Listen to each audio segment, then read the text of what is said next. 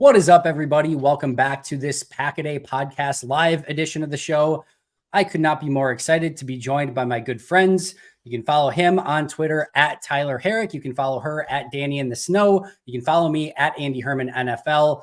We get to talk a lot of really fun stuff today. Unfortunately, it's not coming off a Packers victory this past week, but there is still a ton to talk about, and no two people I'd rather talk about it with tonight than Danny and Tyler. Danny, first of all, how the heck are you doing?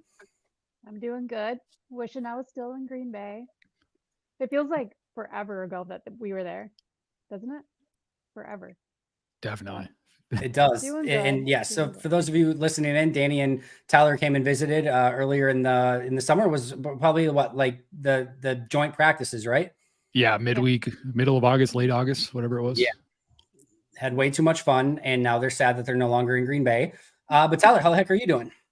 I'm living the dream, man, as usual. Just hanging out, having fun, enjoying the ebbs and flows. Hey, does this football season seem a little dramatic to you guys? Like it seems a little bit more than usual. Like there's a lot going on with maybe not so much with us. I don't know. Maybe we were just so distracted with the Aaron Rodgers stuff, but No, I think you're right. I think there is. When you have Aaron Rodgers go down the first week, there's a ton of drama surrounding that. You had Nick Chubb go down this past week, which like again Monday Night Football, huge injury. crazy, You've right? got the Chicago stuff, which seems crazy. You've got some crazy 0-2 starts like Cincinnati and the Chargers being 0-2 and Herbert and Burrow's a little bit banged up. And like, yeah, you had literally the first night the Lions beat the Chiefs. Like everything's just been sort of a degree of weird. And it seems like it's always the case of just when we think we have everything figured out and this is how things are going to go, it just flips itself on its head. But yeah, it has felt a little full of drama so far. A little more than course, usual, I Of course, guess. Aaron has to be involved in all the drama somehow. Right, exactly. He had It's to go always mess something. up his Achilles just so he can be dramatic. Part of the storyline, right? Somebody Always. had to say it. But I know you guys are doing great. I'm a little bit disappointed. I'm gonna be real with you guys for a second. This felt like the ultimate stomp on Chicago Bears fans' grave week. And it still kind of is, but we have to be a little bit cognizant of like the Packers just gave up a 12-point lead in the fourth quarter to the Falcons. And if they win that game and they go 2-0, this is the ultimate like we are just going crazy. We have the ultimate like we can talk so much freaking smack. And instead, we have that little thing that's hanging on in the back of our minds of like we just lost to the Falcons on the road up by 12 in the fourth quarter. But you guys, on the flip side of things, I think the Packers broke the Chicago Bears. Like I think they literally broke the Chicago Bears because that franchise right now, and they were pretty broken already, but like that franchise, yeah. What were you saying? They're in shambles.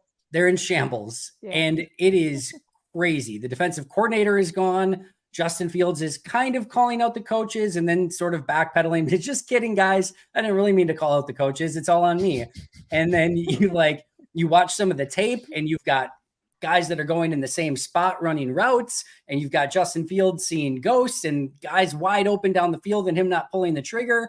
You've got Chicago Bears fans that are like, I am done. I am out. Like from the week before that game and like the whole offseason before that game, the just massive butt ton of smack talk that came from Chicago to by the third quarter of the Packer game, they're booing their own team on their own field and now are just irrevocably broken. There has been a lot going on in Chicago this past couple weeks. I do wonder if they would have had a easier opponent or I feel like they still would have lost, but it was just so demoralizing losing to the team that you thought you were finally going to get past, right? It's like, yep. It's how everybody in the AFC felt about like the Patriots when Brady left. They're like, oh, this is it. And it kind of worked. It kind of was it, right, for them. Mm-hmm. But the fact that the Bears, like you said, the fans especially talked all off season, literally insurmountable amounts of trash talk all off season. And then they come in and they lose not only to the Packers, but to the Packers without Aaron Rodgers. Yeah, it was just the perfect storm of just, oh God, chef's kiss. I loved it. It really, really was. Dan, how are you feeling about the Bears' demise, like happening right in front of our faces? I love to see it just because they're just so rude, you know? I don't really engage in all the banter with Bears fans like a lot of people do on Twitter, but I'd feel a little bit bad if they weren't so rude to us all off season and leading up to that game. So it's karma, and I'm glad. Here's the thing, right? Like, obviously there was some smack talk going both ways from Packer fans, but I do feel like, and just kind of watching it from afar, not engaging too much every once in a great while, you have to do a little jab here or there, but like, for the most part, I feel like Packer fans weren't the instigators, weren't like, it wasn't Packer fans that were like, we're coming at you hard, like you guys suck, you're terrible, or whatever. It was the audacity at which the Bears fans were so overconfident in the season coming up based on nothing. They had lost, 10 straight going into the year.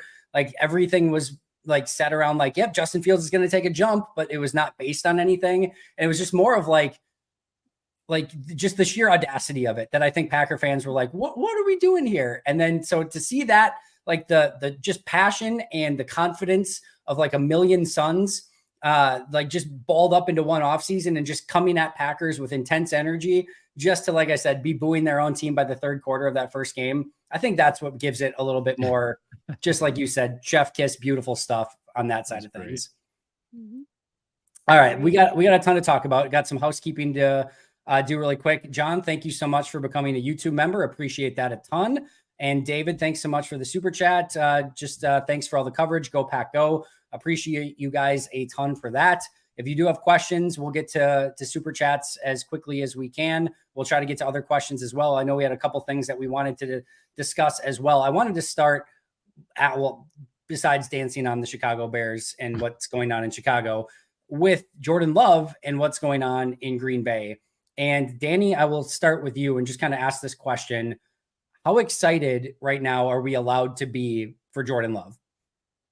First of all, can you hear me okay? Because on my end, it sounds a little iffy. Can you hear? You're a little low. You're a little low on volume. I know Rodney pointed it out. Yeah, and AJ Dillon said AJ Dillon believer said you're a little low as well. So how about now? That's better. I think that's better. Okay. Because when you were talking a couple minutes ago, it kind of sounded like a robot. So I didn't know if that was me in my internet or what. Gotcha. No, you're coming through fine, just a little bit low on volume. Okay. Hang on. Well, how about I'll now? go to Tyler then while you're fixing that. So Tyler, how excited are we to be about Jordan Love right now? I feel like my Jordan Love meter is exactly where it was when the season started. Just a little bit of like relief, right? I mean, I feel like this kid was such an enigma. We had no idea what he was going to be. We saw some flashes, right? But I mean, even me, the biggest diehard, shameless homer of all time, like this, you don't really know, right? You just don't know. And that's what everybody said all offseason. But now he's coming in and he's doing it. And he's not only doing it, but he's just so consistent. And he's so like, and then here's my favorite part. Like the Bears game was cool because you watched him, you threw all the touchdowns and he had the stats, right? And it just looked clean. He played a clean game. And Matt LaFleur, anybody knows this. He's been in his absolute bag these past two games, just dialing up insane plays. I think JT O'Sullivan, the QB school, pointed it out from the Atlanta game, like just making simple, easy offensive plays that Jordan Love can just go out and execute. He doesn't have to think too much. He doesn't have to like draw stuff up, and like the mind stuff and the stuff that's going to come later in his career will come. But for now, just focus on executing these plays, right? The deep crosses, the mesh concepts, the getting guys open, right? Just for Jordan Love. So that's been great to see. And I understand that. And the stats are hilarious, right? The fact that he's like leading the league in passer rating and touchdowns and stuff is just hilarious. But that's not what I've been looking for. I've been looking for the flashes of like, really, okay, here we go.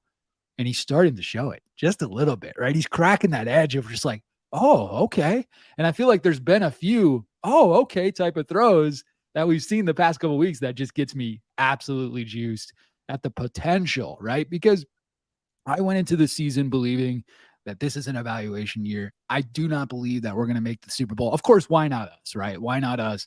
You know, they're going to have that type of mantra towards the end of the year. And who knows what can happen? Anything can happen in the NFL. We've already seen the craziness of this season start to play out. But the fact that we go into this year with an evaluation year and he's playing this well, that's exciting, man. That's exciting. I love it. I love to see like I said, just the little flashes in the pan of like, okay, yeah, the stats are hilarious that he's leading the league and all this stuff, but we know that's a little conflated, but we love the fact that he's just showing those glimpses of some of those throws. And I think you posted it today, Coach, talking about that pass to Samori in that final drive. The one thing that's missing is that 2-minute drill, right? But I believe that stuff's going to come, just the mental side of it. Like we watched Manning and Brady and Rodgers and Favre and these guys like Montana, like these guys master the 2-minute drill. That he's not going to have that in his first year as a starter. We needed that last week. It sucks that we needed it. But I mean, if he can pick that up and the fact that he's able to learn so far, learning that, I think it's exciting because that's the type of stuff that he needs to build off of right there. And to be fair, had there not been the pre-snap penalty, and if Samori catches that ball, like who's to say that 2-minute drill doesn't go differently? Point. Like I know the first 3 plays, not great, not ideal, whatever, but like at the same token, like he gets the ball down there on 4th down, they're getting ready to go up and spike it. And I think had there not been the penalty, they probably spike it before it even gets reviewed. And that drive probably continues even without the catch because it looked so convincing in real time. So we don't even know what that could have potentially looked like because unfortunately they weren't able to complete the pass. But Danny, how are you feeling about it? Yeah, I was excited I was excited about going into the season without having expectations. But now that we're seeing how well he's actually doing, my expectations are coming back. Yes, and now I'm excited because I really feel like they can win at least our division and make it into the playoffs. He's just got so much poise. That's my favorite thing about him is he doesn't get rattled. His decision making is really good. He spreads the ball around. It's just really refreshing to see. So yeah, I think we have good reason to be excited about him. 6 touchdowns, no interceptions. He's exceeded expectations. So I think that makes it easy to be excited about him going forward. Yeah, couldn't agree more. And I want to go back to a little bit what Tyler was saying as well, because you hit on a lot of the things that have really excited me. To me, he's hit both ends of the spectrum. And what I mean by that is the first thing you want to see is the baseline stuff, the command of the offense, the getting everyone set, the going through his progressions, the like knowing everywhere to go with the football, just all of that, like just the basic command of the Matt LaFleur offense. And, can he kind of be that game manager, that system QB that you need him to be, that you can win games with? That's sort of like checkbox number 1. Can you hit that? And can this be a player that you win games with? And then the other side of it is, can he eventually become the guy that you win because of?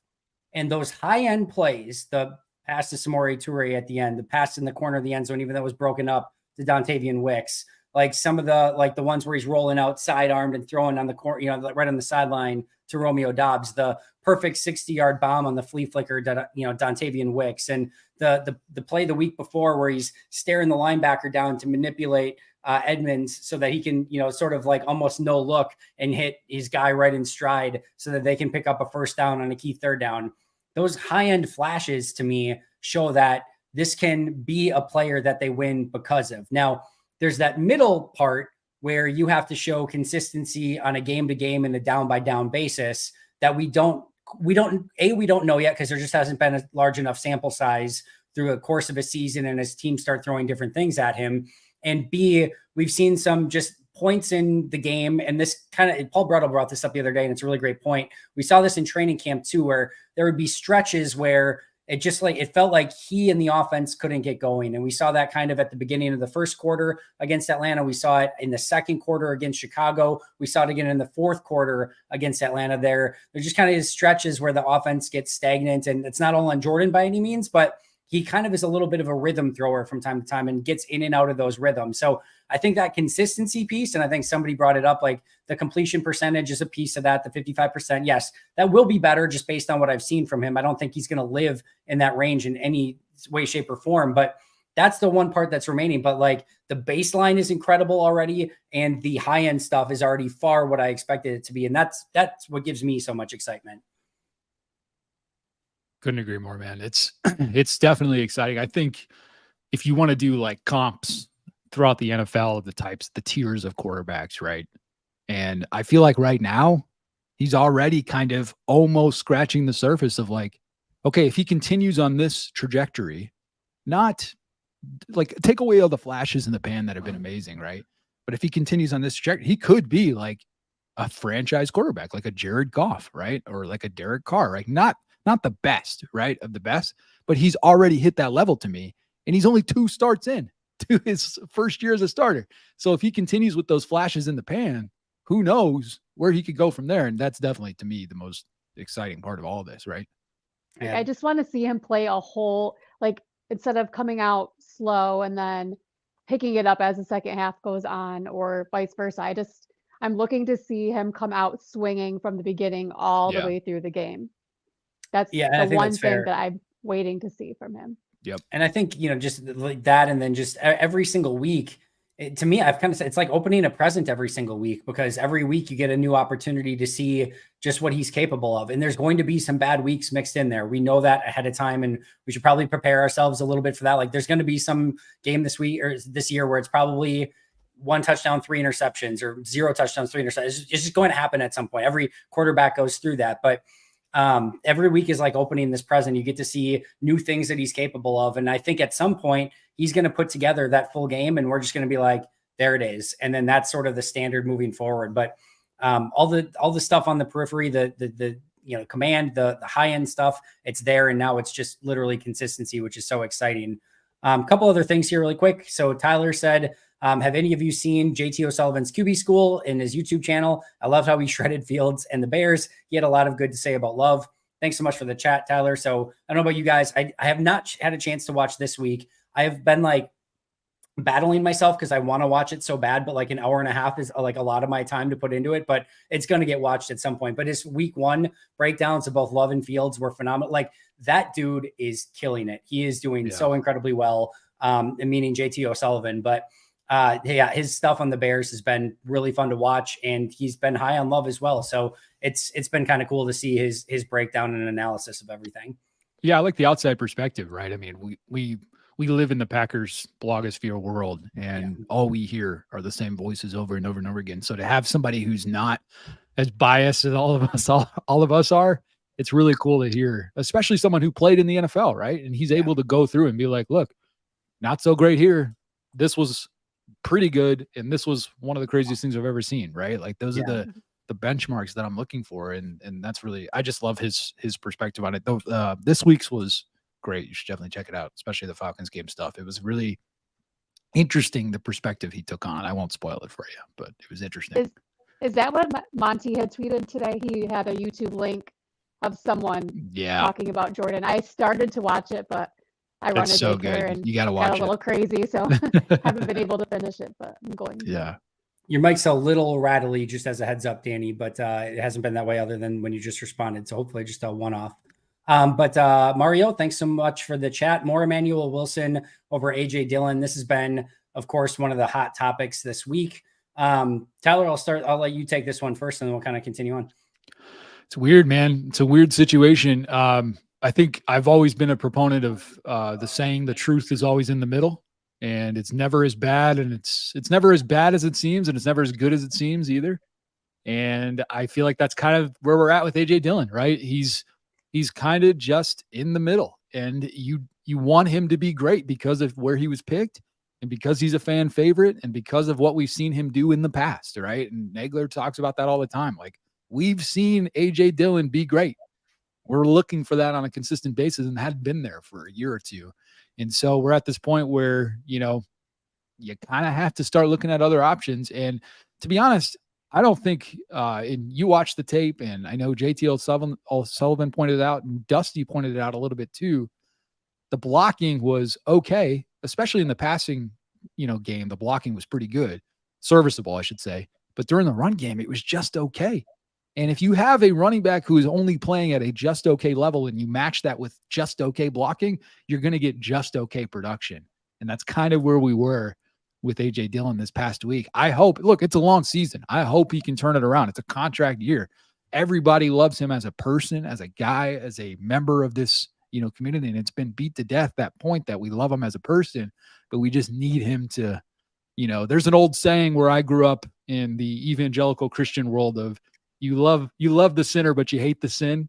And it's like, I love the guy, but I just can't stand, some of the plays that it feels like he's been making lately. And I just hope that he can turn it around. So Emmanuel Wilson over AJ, look, Emmanuel Wilson didn't look that great last week either. I mean, he had he's a little bit obviously more explosive, but you need that explosive type of back like Aaron Jones to fit through the crevices, find his own blocks, bounce outside. We've seen Aaron Jones do it. What was Aaron Jones' first, like that overtime snap in the Mike McCarthy era where he bounces off and he's playing up Tampa Bay Buccaneers and runs in for an overtime touchdown? Like, that's the type of stuff that Aaron Jones has been doing since he walked in the door. Yep. You're not going to get that with every single running back. So you need everything to work together. You need everybody to do their 111th. I hope Emmanuel Wilson can be like that. We need that hopefully in the future. But with A.J. Dillon, it's a mystery. We'll see what happens going forward, man. I don't know. It's Wednesday night Bible study and Pack-A-Day podcast with Tyler Herrick here on the Pack-A-Day channel. Danny, thoughts on the whole running back situation with AJ? I'm not ready to give up on him yet. It's so early in the season, and like so many people have said, he gets better as the season goes on, especially when the weather starts getting cold.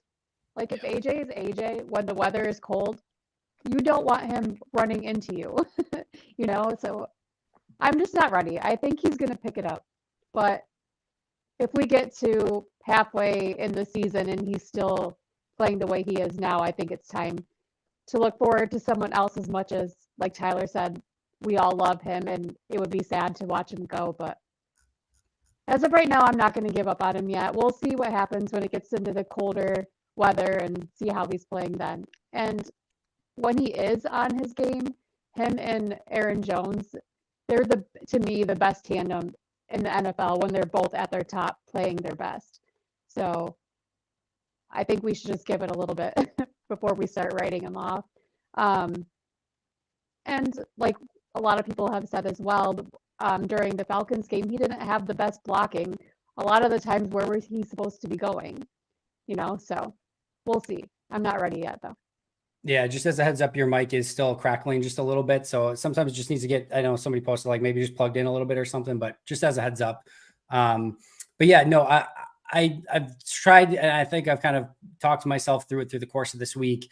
And I've been kind of preaching to myself about it, but like, it's so easy to be a prisoner of the moment. And we're 2 weeks in. And I think we would all say, we know now through 3+ years of AJ Dillon that there's just a limited upside to what he's going to get to. He's probably never going to quite live up to that second round draft status, which is fine. It doesn't mean you can't be still a helpful, good player for this team, but there's probably a limited ceiling to what he's ultimately going to be in this league. But I will say this. I don't think the AJ Dillon that we've seen the past 2 weeks is indicative of the AJ Dillon that we've seen through the past 3 seasons. And I think there is a lot better player out there than what we've seen. And, I think he will play better as the season goes along. And to your point, Tyler, I wouldn't even say that like the run blocking has been like, okay. I think it's been really bad. I think it's been really, really bad. And I don't even think I think it's everyone. Matt LaFleur brought it up today. It's the offensive line. It's the running backs not always doing their job in this, and specifically, I'll just say here, AJ Dillon. It's the tight ends not blocking great at times. It's the wide receivers not, and it's just a full attention to detail. This is an offense that's going through a bit of a transition. First and foremost, you've got David Bakhtiari and Elton Jenkins who are banged up right now. That certainly does not help things, not having Bakhtiari in this game and then Jenkins going down.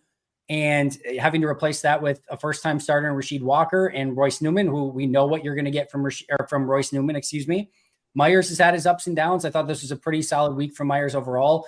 Running solid, but can be inconsistent at times. And Zach Tom, really great offensive tackle so far, but not a road grader, not a big-time run blocker. You've got tight ends who you don't have your Mercedes Lewis anymore. And we know that because they're trying to use a 6th offensive lineman to replace the dude as a blocker. And the wide receivers, like one of the things that you miss about Christian Watson, that guy is also one of the better run blockers in all of football for wide receivers. So you're missing that right now. And, Dontavian Wicks is, I thought, giving good effort at it. Jaden Reed, he's going to do as much as he can with a 5'10", skinnier frame. That's not going to be his forte. Romeo Dobbs, it's not his forte. And then we have a running back that isn't seeing things great right now and doesn't have like the full confidence that he normally has.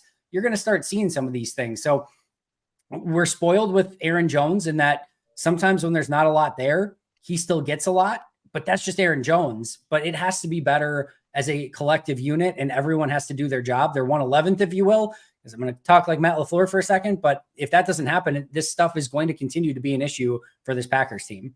Yeah. You got to stay ahead of the sticks too. I mean, I know that's so cliche, but I mean, if you're not if you're not getting those chunks on first and second down, like it's going to be a lot harder to get that running game going, because then you're going to have to switch to the passing game and you're not getting into that rhythm either side, right? The passing game or the running game. And it just becomes a bad thing, a bad situation like we saw in Atlanta, where they just are behind the whole last fourth quarter. They can't get anything going because they're stumbling and falling out of the gate. It just leads itself to uncomplimentary football. If you can't run the ball, and especially if the other team can, and spoiler, I don't think this Packers defense is ever going to be a great run defense this year. Like, they're going to try to get by and they're going to try to get a lead so they can go get after the quarterback. But I don't think it's ever going to be a dominant run defense. So if you're not stopping the run and you can't run the ball, that's going to be a recipe for failure more often than not, unfortunately. So good luck. Yeah. I always love saying this name, Yeti Spaghetti. Thanks so much for the chat. Shout out Yeti Spaghetti. I love it. It's a great name.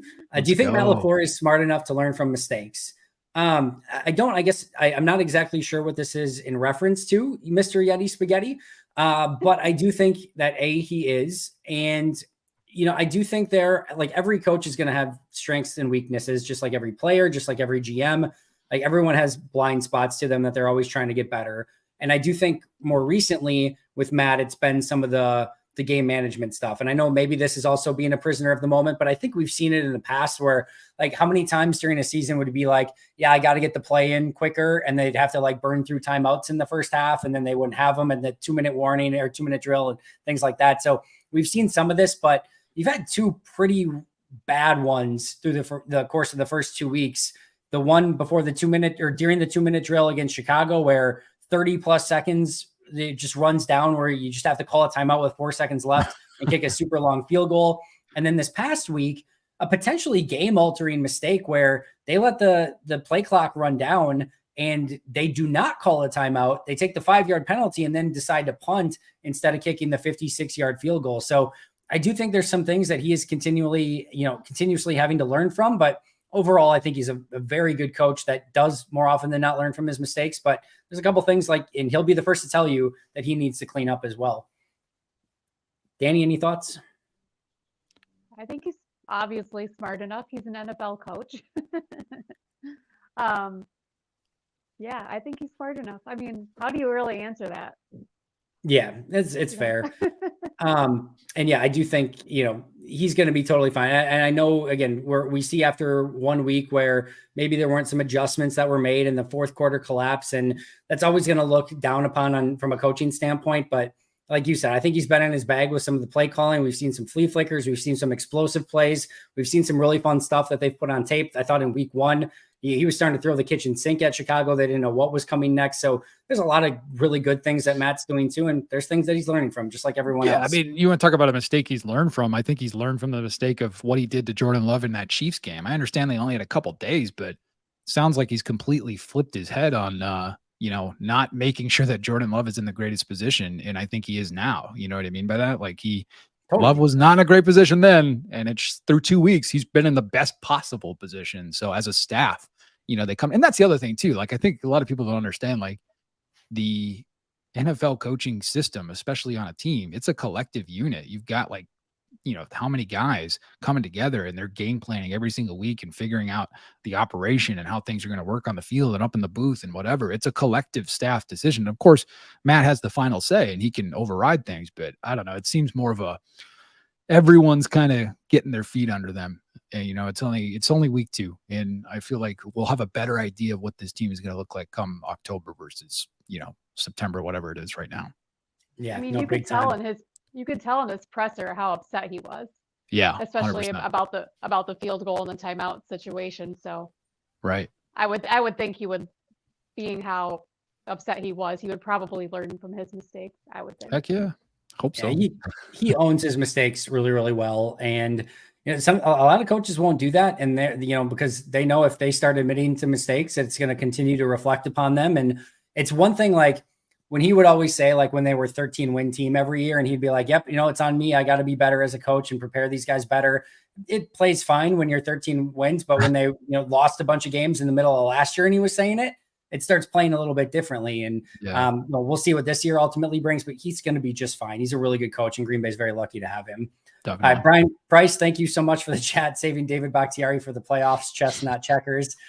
I don't want to get into too much more of the Bakhtiari stuff because I think everyone's basically skewered it to death at this point, but did a full video today on it for anyone that wants to check it out. It launched at noon today and just kind of go over, exactly what Bakhtiari went through, some of the interviews he did with Cheesehead TV, the one that he did with Matt Schneidman, and what we can take away from that, what's probably going on from his knee, what it means for him going forward. And I thought he did a great job again today of being like, do you guys really think I don't want to be out there? And again, I'll just summarize very succinctly as best I can what I kind of went over today. It's like this guy missed 6 games in like the 6 years prior to having the ACL injury. Like he never missed games. It was very, very, very rare. It was a 4-game stretch in one season, a 2-game stretch in another season, and that was it.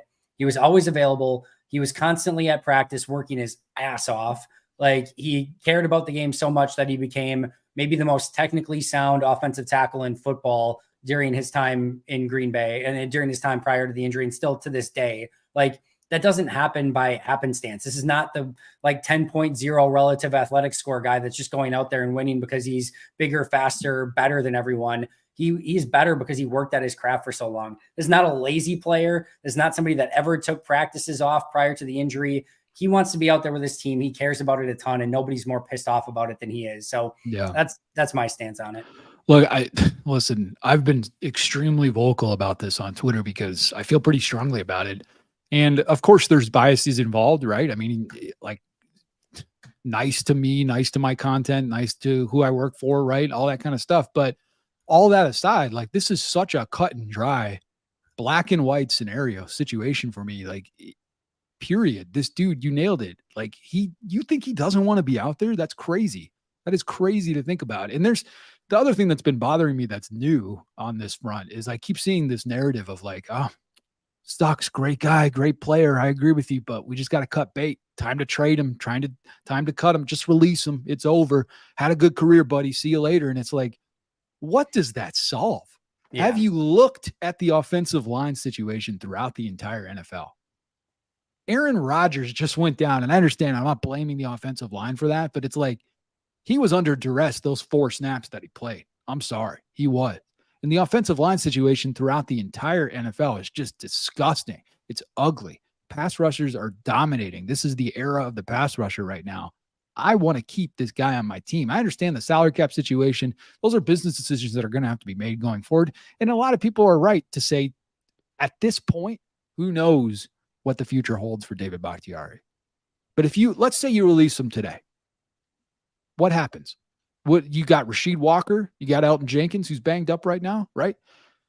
That's it. That's your plan, Rasheed Walker and Josh Nijman. I understand we're blessed with depth right now, but I just can't see a world in which getting rid of one of the best left tackles in the National Football League when he's on the field and healthy is a good plan versus having him available, later on, when he's better, when he's healthy, whatever. The setback sucks. Yeah. And I'm not going to get into all the turf stuff. Who cares about that? That was just a ridiculous conspiracy narrative to begin with.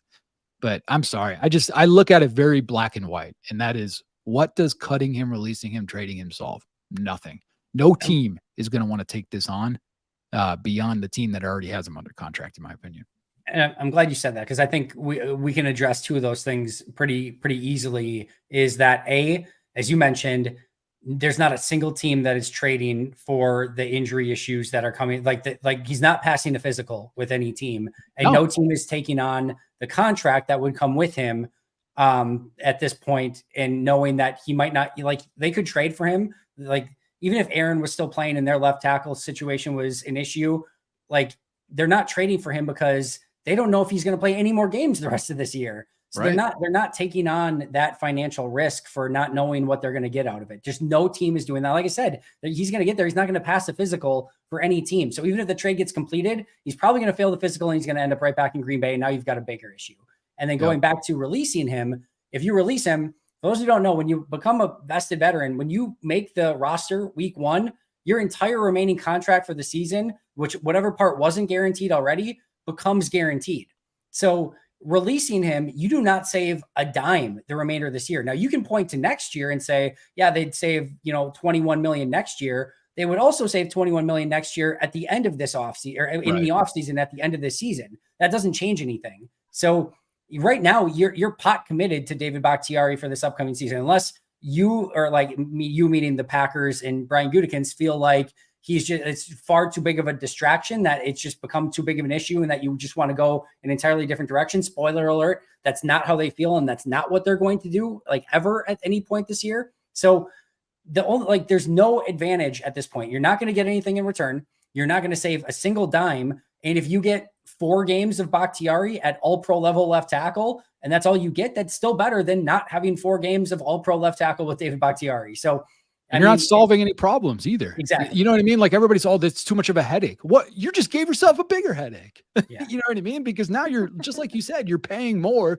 or you're paying the guarantees out. You're doing whatever. Like, I'm sorry. It's just, to me, it's so black and white. It's such an easy decision. And that is, hey, bad situation. Not a fan of it. Sucks for everybody involved. David's got some lifelong career decisions that he's going to have to make soon. And the Packers are going to have to make some career decisions for him, maybe. Right. But at this point, what do? You keep the all-pro left tackle on your team and you hope he gets better, and we'll ride the year out and see what happens next.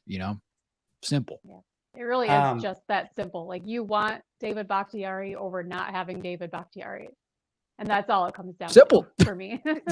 What do you do? Exactly. And if you get rid of him, like we just talked about it, nothing happens. You make a bad situation worse, in my opinion.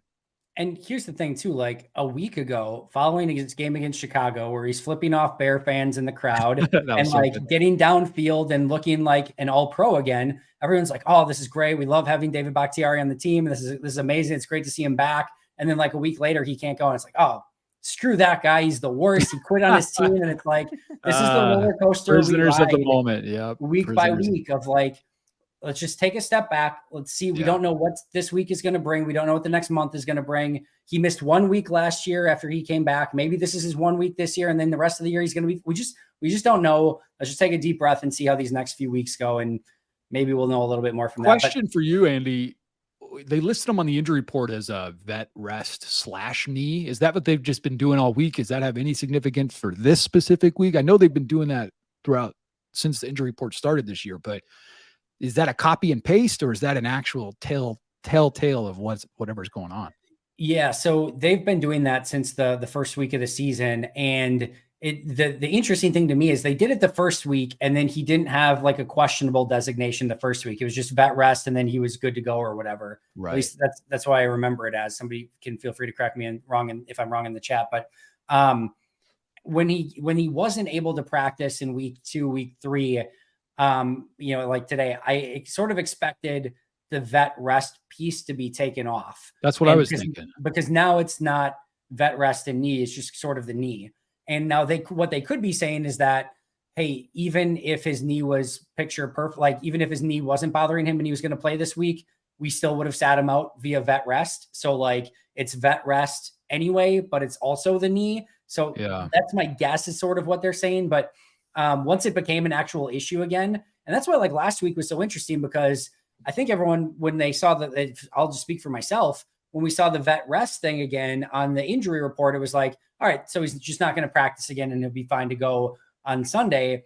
And then it started to kind of trickle in through the course of the week of like, oh, he's questionable now. And then like, oh, now there's like rumblings that he might actually not play. And then I think Matt LaFleur mentioned something in a press conference of they're going to have to wait and see. And it's like, oh, so this is different than what it was week 1. So they haven't exactly designated it different, but it has clearly been different. So interesting. So status is more important than reason, I would think. Yeah, definitely look at status more. No, if it's just vet rest and it's not like take David Bakhtiari to the equation because it's just a weird, bizarro situation. If it just says vet rest next to it and that's it, you can rest assured it's just vet rest for like Mercedes Lewis had a bunch of vet rest days last year and it had nothing to do with injury or not playing or anything, or right. As far as I know, any fluid in his knee or anything like that. But I don't mean to take this from a serious note and get more serious on a podcast that's supposed to be fun and jovial, but Matt Mamba says, how badly has the company Eggo tarnished the legacy of waffles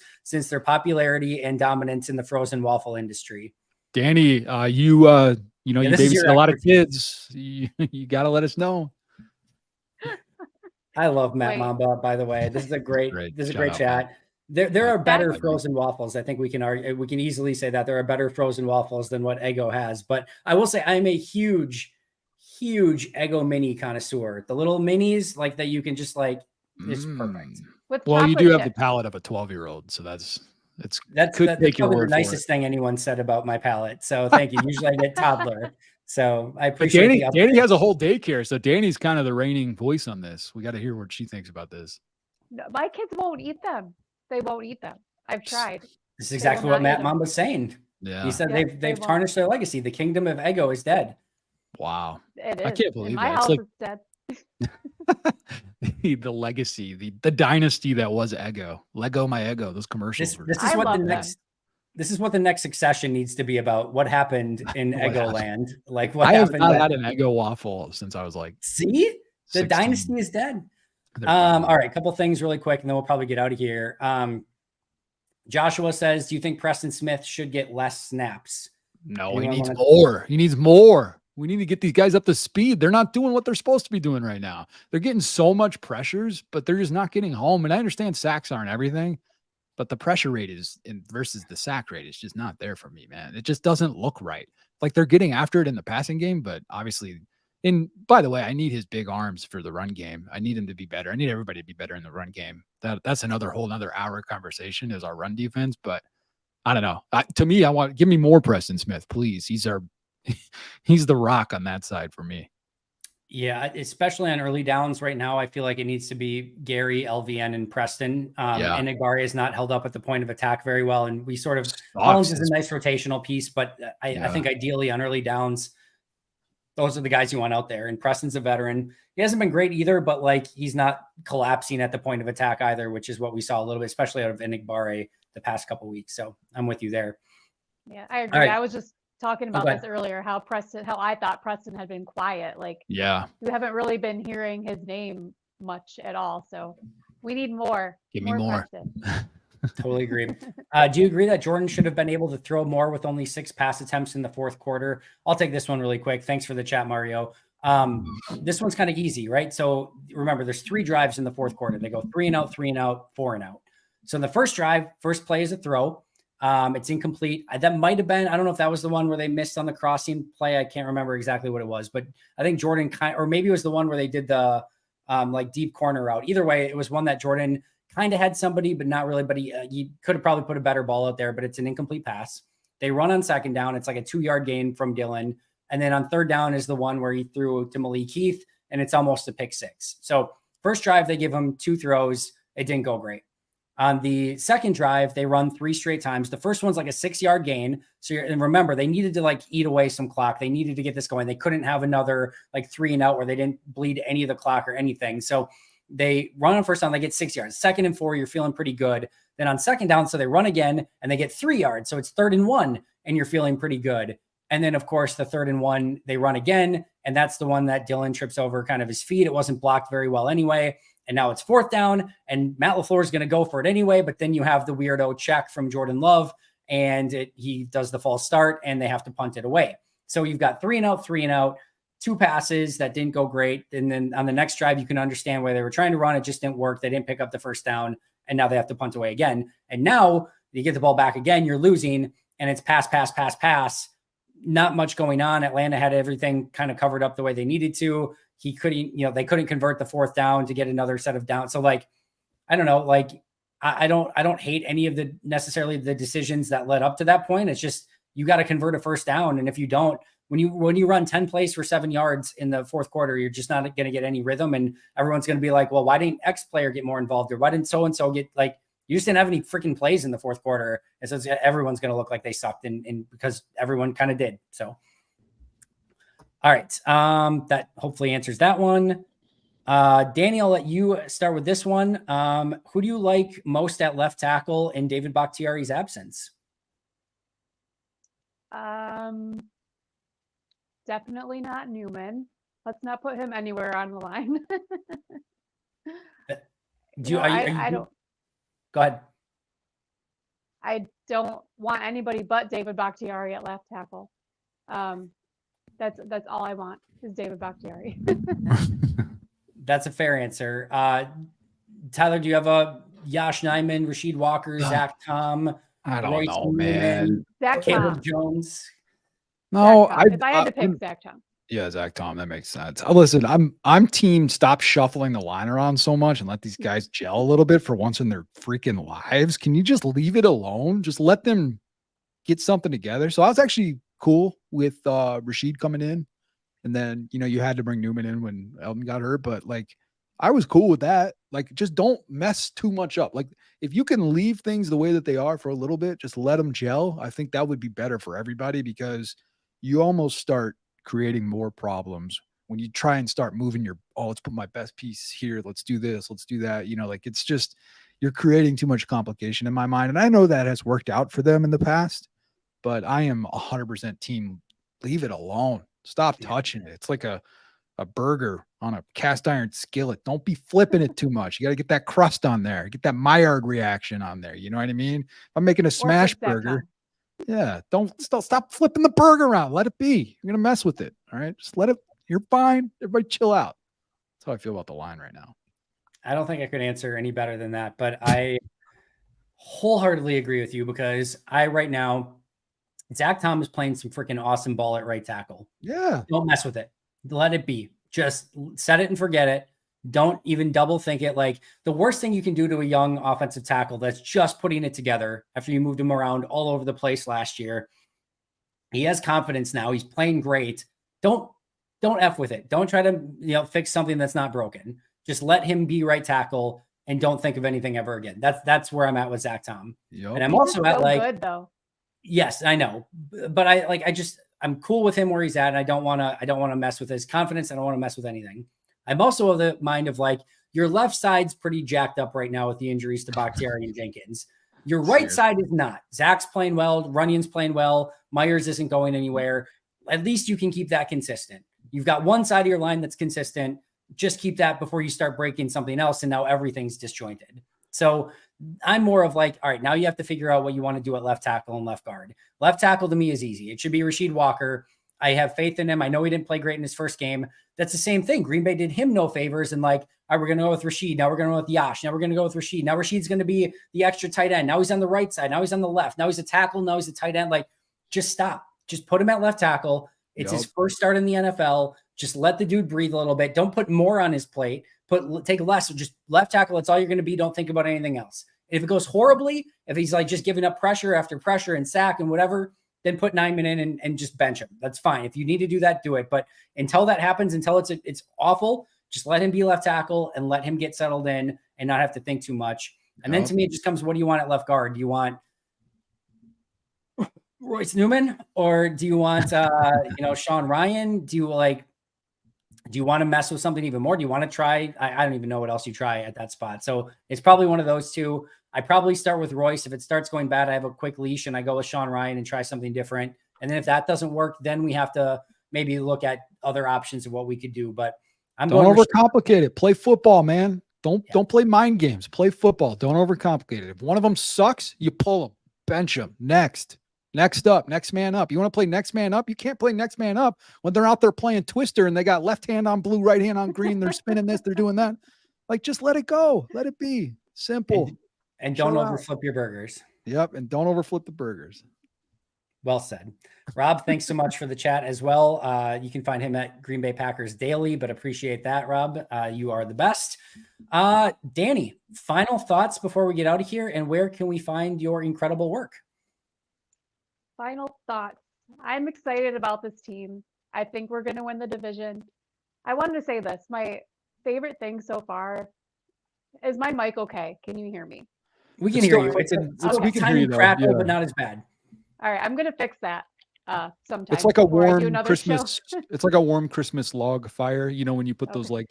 I got you. Okay. Yeah, a little crackly fire going on. So my favorite thing so far has been how our rookie class has come to play. Like they just seem like they came ready to play in the NFL. You know what I mean? Like they're already making an impact. Plays and calls are already being called for them specifically.